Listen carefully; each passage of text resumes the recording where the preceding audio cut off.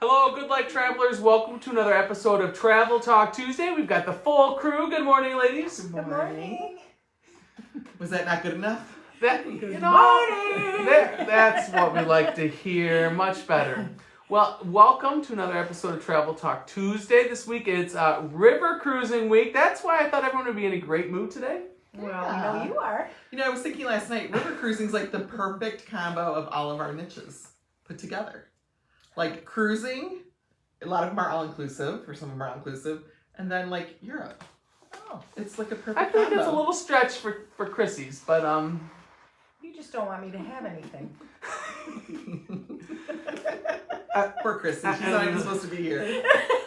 Well, we do want to welcome Chrissy back. You know, she had her, she was tumbling on dancing at the bar, and she tumbled. And No, not at all.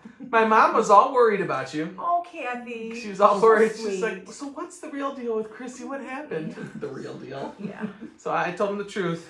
Yeah. Uh-oh. I wish there was a good story. No, that's the thing. It's not like you're It's hiking no. out in the West or anything like that. Just pulled my back, my hip, pinched nerve, something. Awful. Horrible week last week. If I could erase it from the calendar, I would. Well, I think it's a sign that, you know, it's tough getting old. It is. Yeah. Basically, the doctor said that to me, too. You know, you are getting older. Some of these things come with age. So it's better to travel now, Yeah. I think is what... Except when you yeah. have to cancel your travel trips because you hurt your back. But both of you are, you know, I don't want to jump ahead too far, but both of you will be leaving soon. It's just going to be me in the office. It's going to be Sweet, great. like it. I'm going to be in my PJs, feet up, you know, jamming out. But both of you guys are heading out soon, right? For some Yeah. training and different experiences. Yep. I'm going to be at the Romance Travel Forum, leaving Monday for a week. So is that romance, so that's about like honeymoons and weddings and stuff? weddings Or and, yeah. anniversaries? Or This should be a really good forum. I know, I'm very interested in that because that's the brunt of what I sell. Yeah. Is love. Yeah. I think you'll like that Sunshine and love. forum. Pack your business cards and I get, just get got my ready bags. for lots and lots of one-on-one meetings. Yep. So, and then Tamara, you're heading to all the IAs over in Europe. Yeah. All the ones, so I'd be like, what, Helsinki. where? Well, that one's different. Yeah, Finland, then Estonia, Latvia, Lithuania for a fam. And then on the same day, I start another I end one fam and start another fam in Slovenia. So I have an interesting flight schedule. And remind our viewers what a FAM is again. It's a familiarization, like a conference or tour. So these are hosted by the countries. So the Baltic countries put together the first fam I'm going to. And then the second one is hosted by Slovenia. So Very nice. yeah, I'm looking forward to it. So I'll be here holding on the fort in my PJs. So it'll be great. With a dog. Wait a minute. I don't know about no dog. Oh yeah. Okay, so this week is all about river cruising, as I might have mentioned. So it's a great week, and it's been a busy month of booking river cruises, believe it or not. So it's a great lead-in. And so I'm going to have to, just like last week, hand over the torch to Tamara. She's been looking forward to it. Because she gets to be in charge. But she did have me give like an outline. So I did give an outline to help, but you never follow rules. So I just looked at this like a minute ago. You'll go your own direction, I know. But so here you go. Okay, so I'm in charge now? Oh. Yay. Chrissy said, what do I have to do? Just sit here and look pretty? I said, good luck. You can do that. How tan you are. I know, look at I that. know, I'm looking at that too, like, oh my gosh, you're very tan. Okay, so Michael, tell us what river cruising is and why it's so popular. Okay, river cruising is blowing up. In case you didn't know, it's been in the news. All the river cruise lines are all building ships, just like all cruise lines, because it's a great way to travel. Mm-hmm. And what is it? We say in the industry that ocean cruises get you to destinations and river cruises take you to the heart of destinations. So instead of a lot of time on the ship and the whole journey and stuff, in a sense, you're going to get a different journey on the river cruises because you're spending a majority of the time, because you're traveling short distances, in port. Mm-hmm. So there's shorter times of cruising from little destination to little destination, and you have more time being immersed, getting off, doing excursions, or just getting off and shopping, walking around the town, going to museums, doing your own kind of thing. So river cruising is all about destination immersion, is what I would say. So it is kind of a good mix of cruising and land trips.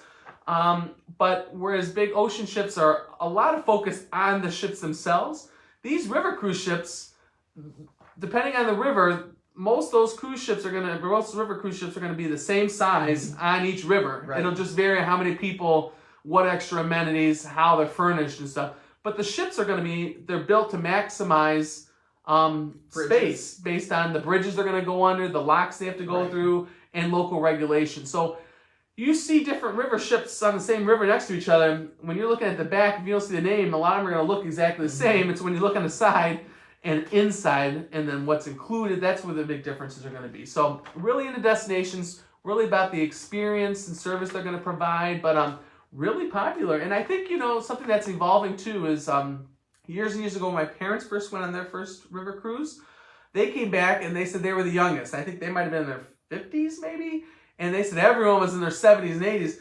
It's really kind of, the demographics are going down. So there are a higher average age, but there's a lot of younger people experiencing because it's a great way to travel. There's a number of cruise lines that are really focusing or adding amenities and inclusions that would speak to younger people. So I think it's personally, I'm 40 and I fell in love with river cruising. I think it's a great way to travel. So I think average age will keep going down. And I was on a webinar recently, one of your favorite river cruise lines, Riverside. And the president, who's a young girl of North America, was saying that they're going to try to go after millennials. They want the younger people. So gone are the days of boring entertainment on their cruise line in the evening, she said. So I think it's an evolving niche within our industry. So I want to go back to the ship sizes for a minute because there are a number of riverboat cruise lines. And like you said, the ships are all the same size. The difference I see is the number of cabins in those ships. So you've got, let's say a ship is 200 feet long. I really don't know how long they are.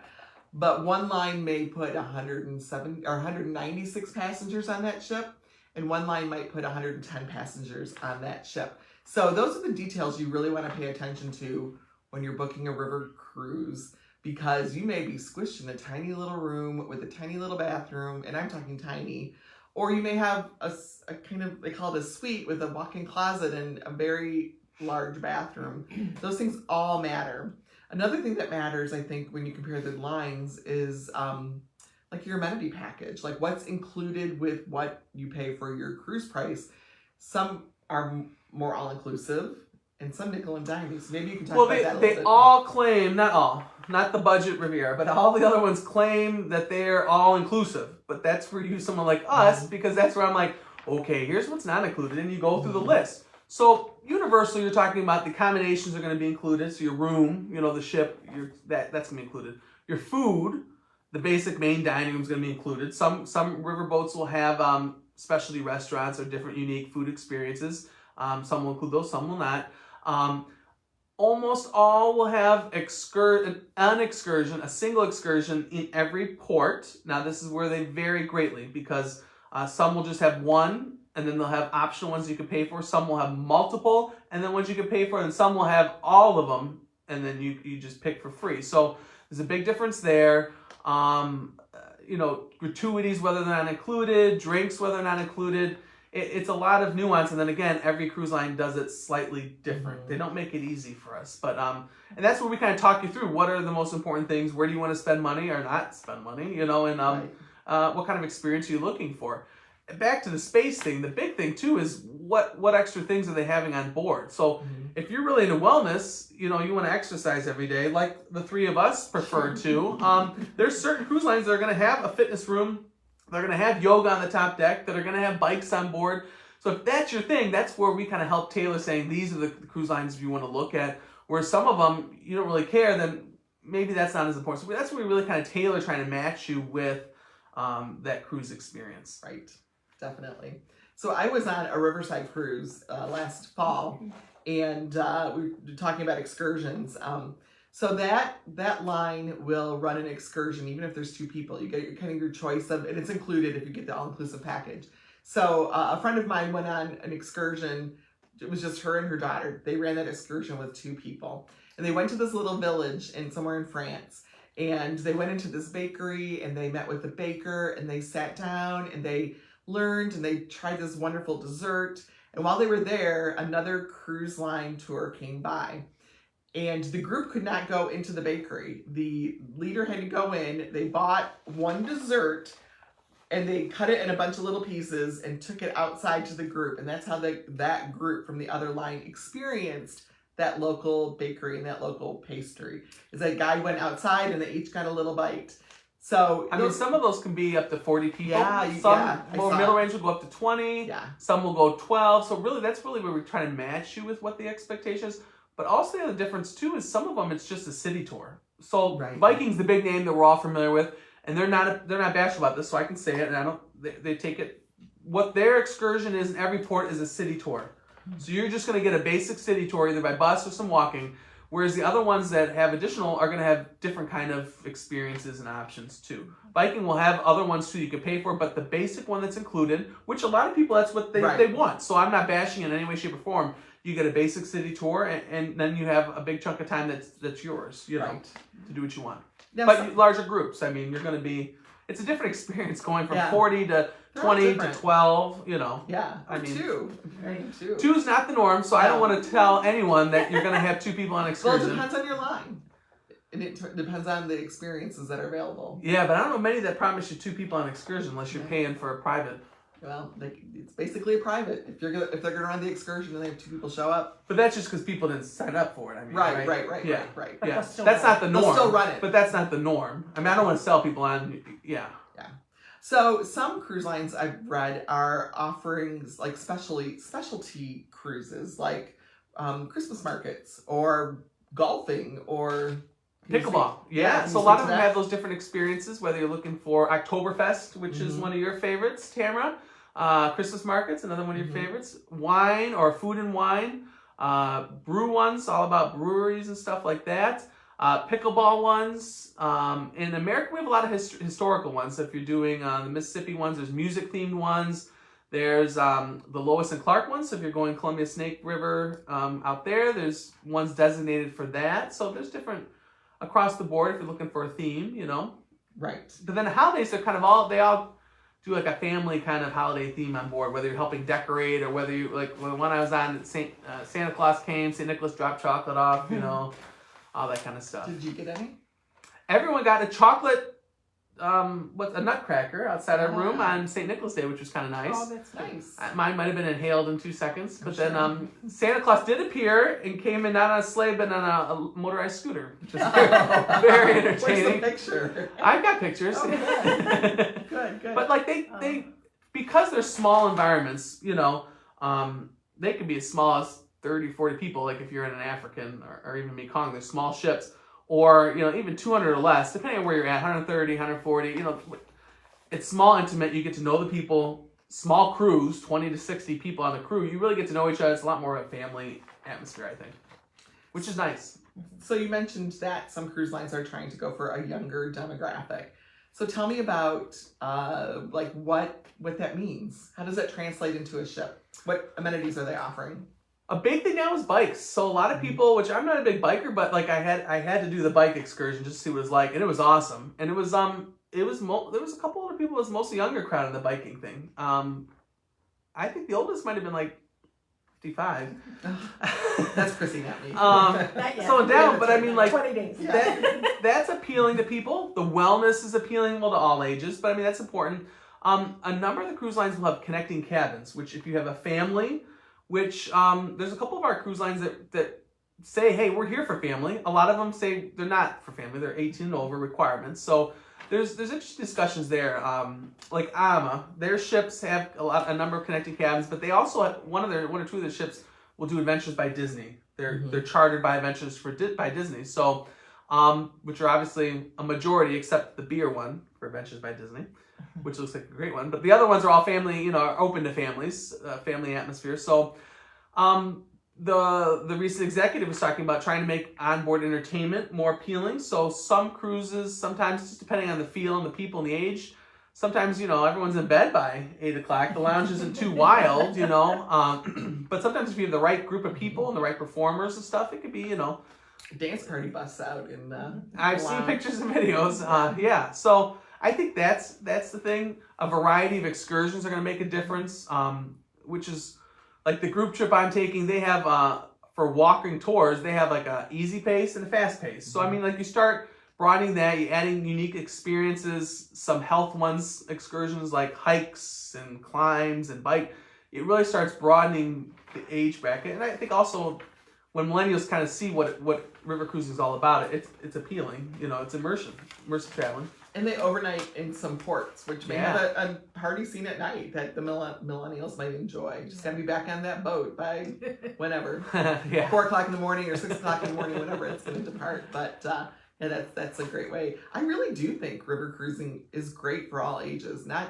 It does have like an older demographic associated with it, but I really think it's good for younger people, even kids. My kids would have loved it. It keeps ticking down the average age. So I mean, there's something to that people are experiencing it firsthand and seeing that it could be an easy way, a convenient way to travel and see a lot. Unpacking once. Unpacking once is really nice, and you go to destinations that are not like the traditional ones. You can go to smaller villages where you really get to immerse yourself in a culture instead of just kind of looking at it from a tour bus. You can get off really in the heart of the city many places and just walk off the boat and be in the center of town or a plaza. Oh yeah, 100%. I love it. I hate to say that, but I do. We're recording this, camera. Yeah. Oh, no. Okay, so tell me some of the destinations you can go with riverboat cruising. This keeps expanding. So when people think of riverboats, they think of the Rhine or Danube in Europe, because that forever was the big river cruise destination. Those are still the most popular. That's where a lot of people start. If you're a newbie to river cruising, that's kind of the one everyone says, oh, you should start there. That's what I was told. Although we both started on the Rhone, which I thought was a very good first cruise experience. I do too. So I don't know if I buy that old cliche that you should start at the Danube or Rhine, but great experiences through Eastern Europe. You've got the Rhone, you got the Seine, you got the Douro, you've got the Main, the Mosel. So a lot of rivers in Europe. That's what a lot of people think of. These new ones that kind of come on. Africa, you're looking at Nile or the Chobe River. Big experiences there. Those tend to be half land, half river. So you're talking 4 to 5 night river cruise, and the rest is land. The Mekong's huge now. Asia's really exploding for the river cruising, so it's on my bucket list. You can see a lot of places. You've been over there, right? Yeah. So great experience over there. One of the river cruises just added Colombia, then the Magdalena River. So that one looks culturally amazing. So that's been added. And then the U.S. I never used to think of the U.S., but the Mississippi's huge for river cruising, whether you lower, the upper, a whole Mississippi. And then you got some tributaries that lead into there. So Ohio, Tennessee, there's some cool ones in there that are like music-themed ones. So if you want to hit up Nashville, Memphis, those kind of places, some cool ones there. Hudson River on the East Coast, it's great for fall. And then Columbia Snake River is huge out on the West Coast. So the falls out there and just all out there is just beautiful for nature and stuff. So really, there's all over. Whether you have a passport or not, there's options for that. I do like to point out the U.S. river cruises can be slightly higher. They are higher because the ships are flagged in the United States. So that means there's certain labor laws, there's certain building rules for the ships, all this stuff. So it just tends to make the prices a little bit steeper. But it's still a great experience and a lot of inclusions, which, like we've been talking about, with river boats, you're going to get a lot more inclusions than normal. And some of them are even drivable from here to Yes. the ports, which is nice. I want to take it just a little step further about river cruising and talk about canal cruising in Europe and in Canada as well. And we've talked about this company before on the show, but Le Boat is a company that we also sell that you are self-captaining a boat. So I was actually on the Rhone on a Le Boat maybe, 9 years ago. And we had our own boat, and it was fun because you could stop wherever you wanted to stop. But there are places all throughout Europe, and then within driving distance in Canada as well. So that's a little more unique. And not as hard or intimidating to navigate, captain, than you may think. Easy. Right? It's so much fun. And I know there's a lot of boaters in our community, so it's a different experience doing something you love if you love to boat. You can captain your own boat. And we had 4 bedrooms on board. I don't remember if it was 2 or 4 bathrooms. It was a kitchen. It was super nice. So just a little different river cruising or canal cruising experience. But immersive. I mean, that sounds yeah, like a fun time. Definitely. All right. So what are the most popular destinations? We kind of talked about that. In Germany, the Danube. Yeah, the Danube, the Rhine. Those are the most popular. The other ones are kind of up and coming in the U.S. Mississippi's really kind of the big one. You've probably all seen images of the old paddle wheelers, but those are kind of being replaced by these new ones that are just very nice engine powered ones that are very good options too. So those are kind of in the U.S. Mississippi. And then over in Europe, the Danube and Rhine are really the big. Now they're growing. I mean, they're building all the cruise lines are building ships for the Rhone, for the Seine, and the Douro. I mean, they're all launching stuff, but it's just the big ones are really the Danube and the Rhine. Did you go through any locks when you were on your ship? We did not move because of water levels, which is a good thing to share because you got a floating hotel. Because one thing to be prepared, or a couple things to be prepared for river cruising, which is completely different than ocean cruising, is water levels can be an issue, either at the beginning or end of a season, because they're either too high or too low, meaning you can't do the bridges or you can't do the locks. If the current is too strong, you can't do that. So the cruise lines, though, all of them handle it wonderfully. Even the budget lines handle it wonderfully, busing you to other ports, or some cruise lines have enough ships that you just get moved to the next one and they move all your luggage and everything. So I mean, like, they're really good about handling it appropriately, I thought, and so that you could still enjoy your vacation. The other big thing is with river cruising too is that double docking. Did you experience that? The joy of double docking. It's a reality. Sometimes there's only so much dock space right in the heart of these towns, so a lot of times the boats are double docked or more. Yeah, so then you just climb over. In my head, they would all have a universal entrance so you could just walk through the main floor of these ships. But instead, you have to go up and over, which leads to accessibility because river cruising is not necessarily the most accessible. So if you're in a wheelchair scooter, we should have a conversation because it's not, Europe alone, as you would say, is not the easiest. They don't have ADA, they have cobblestone, not always elevators, no ramps on the curb, no ADA. And these ships there's stairs to get down. Yeah, there's an elevator between 2 decks, but if you want to get up and over, you're not getting it up and over in a wheelchair scooter. So they're not as accessible. That's just the reality of it. I wish there was more to do, but they just, it's Europe, Right. They're trying to make improvements, but it's tougher. Yeah. I love the locks. I think they're fascinating because they're so old. And to come up with that system, 300 or 400 years ago, I think is pretty cool. And it's amazing to me how fast you can change elevations. It maybe 20 minutes you are going, up or down 20, 30 feet, and those are really cool. That's really what I think helped. Well, that did help the industry blow up on the rivers because before that you were on short little cruises. You wouldn't have these long ones except for the locks. I mean, we wouldn't have river cruising as we know it yet without those locks. Yeah, they needed them for shipping stuff many years ago. And you can still, like, some places you'll see a towpath still along the side, which is super cool. I loved laying in bed as we cruised down the river and just watching. It was like a moving painting going by. It was in France. It was beautiful. I really do. River cruising is a wonderful way to travel. It's easy and it's immersive. Well, I think these companies have really kind of mastered it. I don't know why they've made it so much easier compared to ocean cruise lines. Maybe it's just simple. They really kind of hold your hands. All of them kind of do, and it's an easy way to travel. It's just, here's what we recommend. Here's the option. Maybe because of the size of the whole thing, operation. It's easier. It's easier. So let's touch real quickly on some of the service features. Let's talk about the food on cruise ships or river cruise ships. So the food's always going to be included. Some ships, as I mentioned, have specialty dining experiences. Some do not.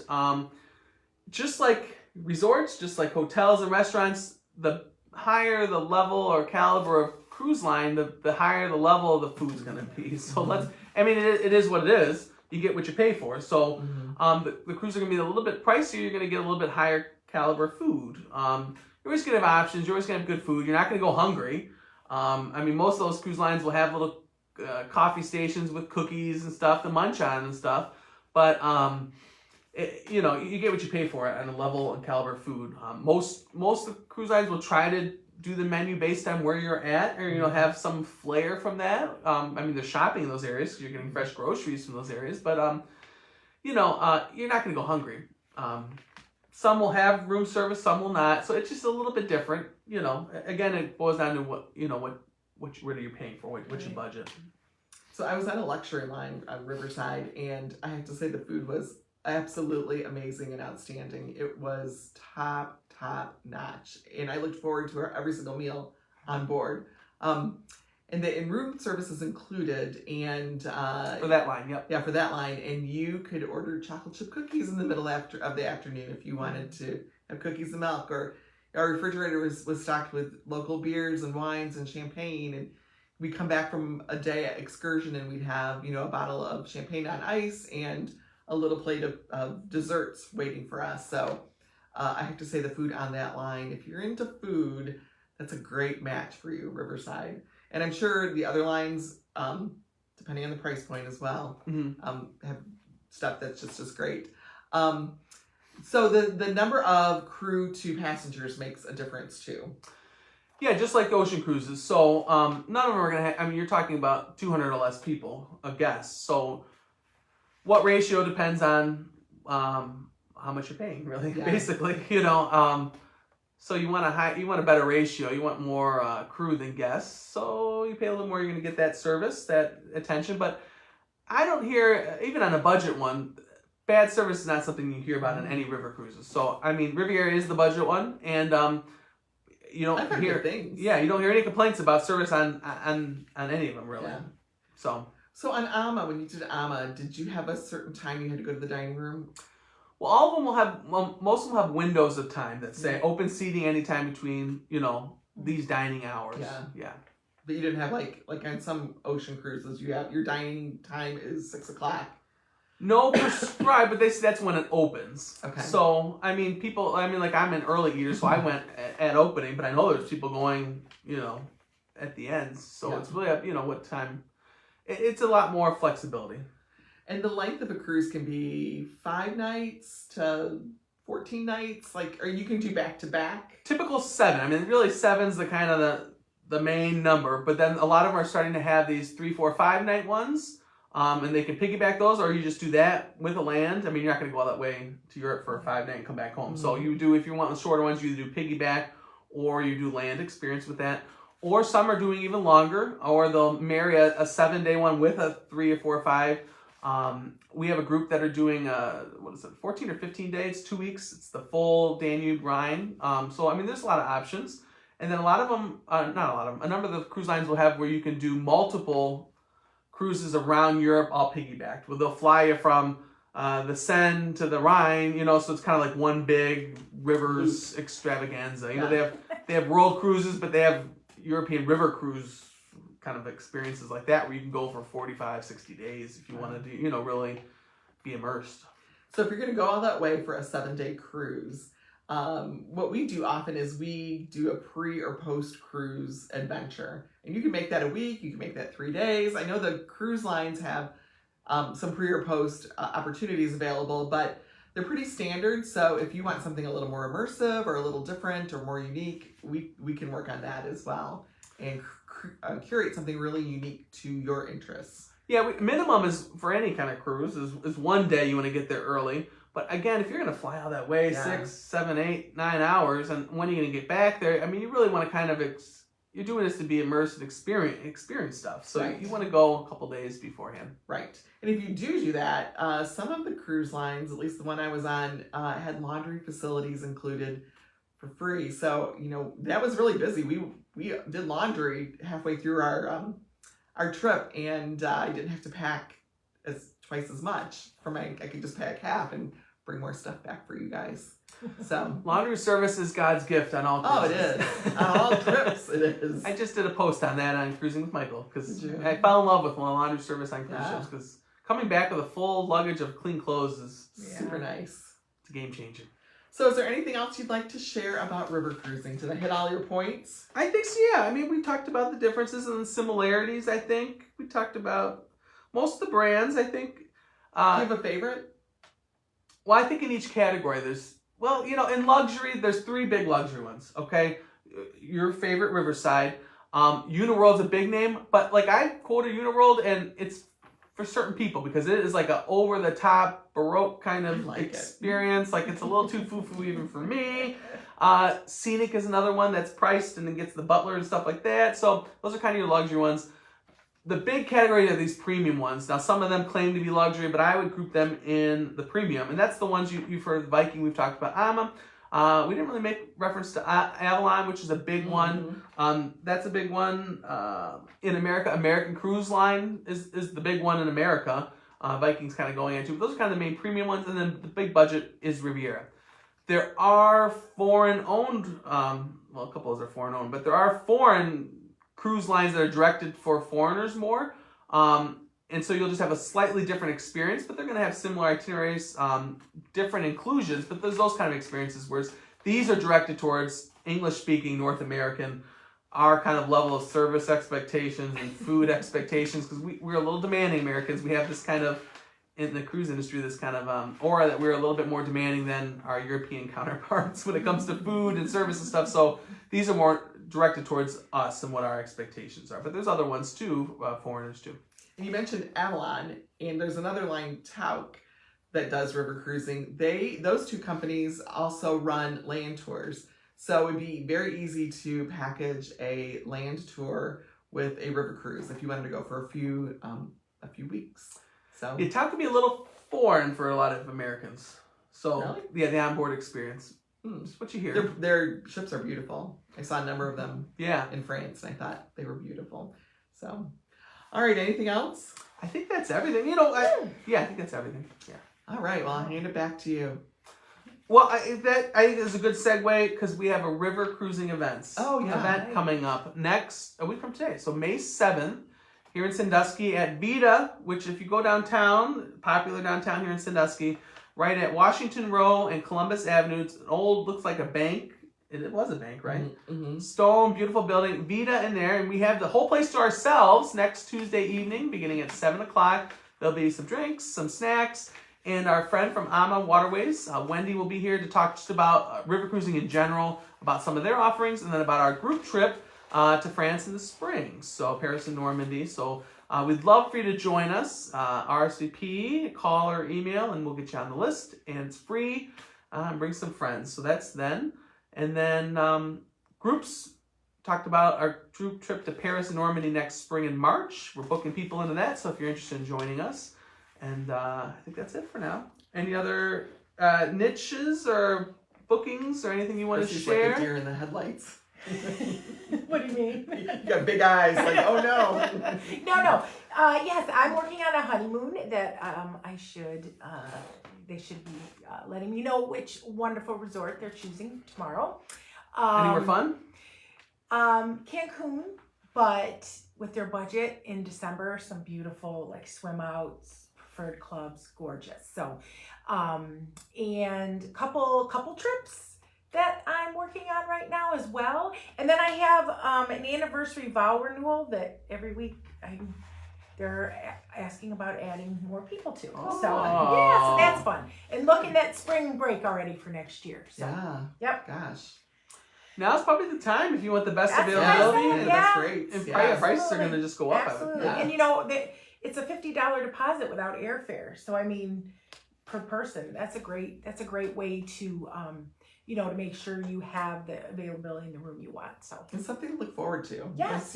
Once you book that and put that deposit down. yes, that's why I'm so depressed because I was looking so forward to my trip. It is nice to have a trip to look forward to. Yeah. You got a couple. And it's time to Yeah. chip away at it too. Yes, it gives so people can, you're not worrying about while the room might be a beautiful. I think you can afford more of a room that way because you can plan a little better. Plus, I bet booking 6 months from now, or even 8-10 months, the price is going to be, I know. I don't know if it's double, but I mean, it's going to be. Yeah, there's a big difference. Yeah. Well, even my one for July, the vow renewal, within a week, rooms weren't available. So I mean, you gotta make that decision and get the deposit down. Mm-hmm. Wonderful. Tamara, I know you're like ready to pack and leave, but you booked a lot. This is probably one of I've your been record all months. over the Busy globe. month It this has been month. a crazy busy month. A lot of Ireland and Germany recently. So, A lot. So, but I got Spain, Portugal. I don't even remember.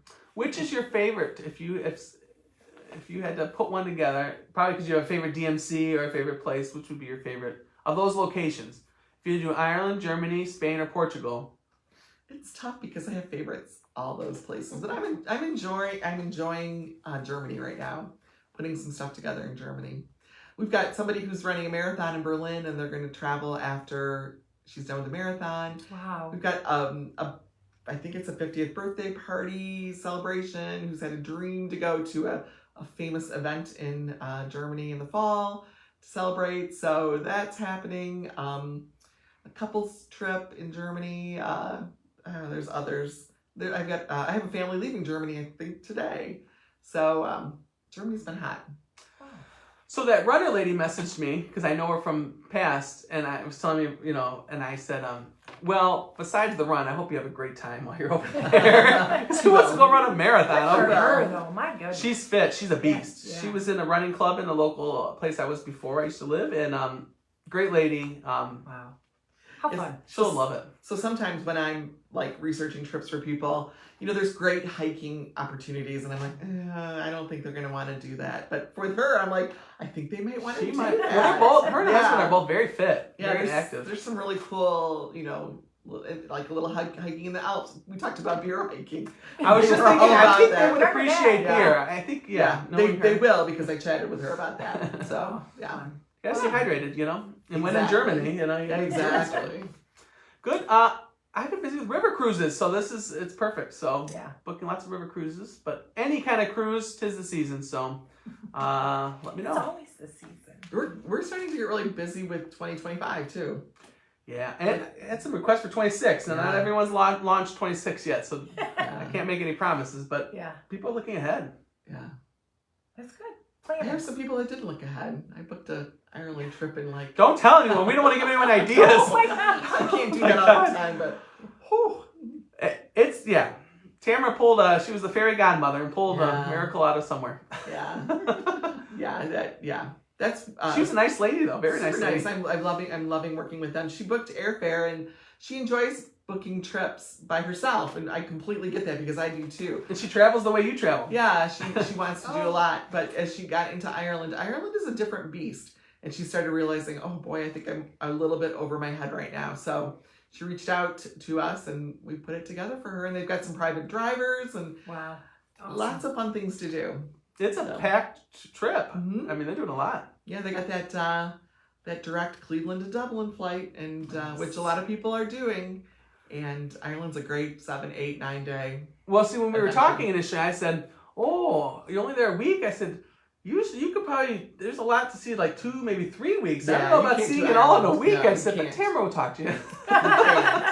Yeah, you really can't. But we did our best, and they're gonna have a great trip. We arranged it so they can go back and hit other areas completely and have a great trip. Going to the south part of Ireland on their next trip. So awesome.